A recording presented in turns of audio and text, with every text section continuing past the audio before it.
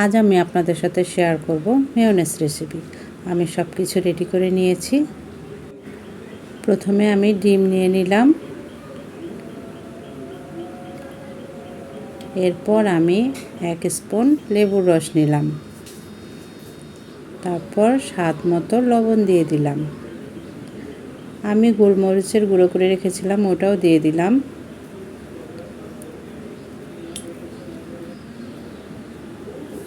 তারপর আমি 1 চামচ দুধ দিয়ে দিলাম এবং 1 চামচ চিনি দিয়েছি, যেহেতু বাচ্চারা খাবে একটু মিষ্টি ওদের পছন্দ। তারপর আমি সয়াবিন তেল নিয়েছিলাম 1 কাপ, ওটা থেকে 3 ভাগের 1 ভাগ ঢেলে দিলাম। এই তো ব্লেন্ড করে নিলাম। এখন আরেকটু তেল দিয়ে দেব, এভাবে 3 বার দিয়ে দিয়ে আমি ব্লেন্ড করে নেব। এই তো হচ্ছে, আরেকবার ব্লেন্ড করে নেব। এই তো হয়ে গেছে প্রায়, আমাদের মেয়োনেজ প্রায় রেডি। আরেকবার ব্লেন্ড করে নেব, পুরোপুরি হয়ে যাবে।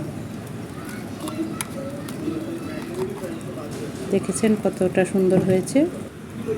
এই তো হয়ে গেছে আমাদের ইয়াম্মি মেয়োনেজ, কতটা স্মুথ হয়েছে দেখেন।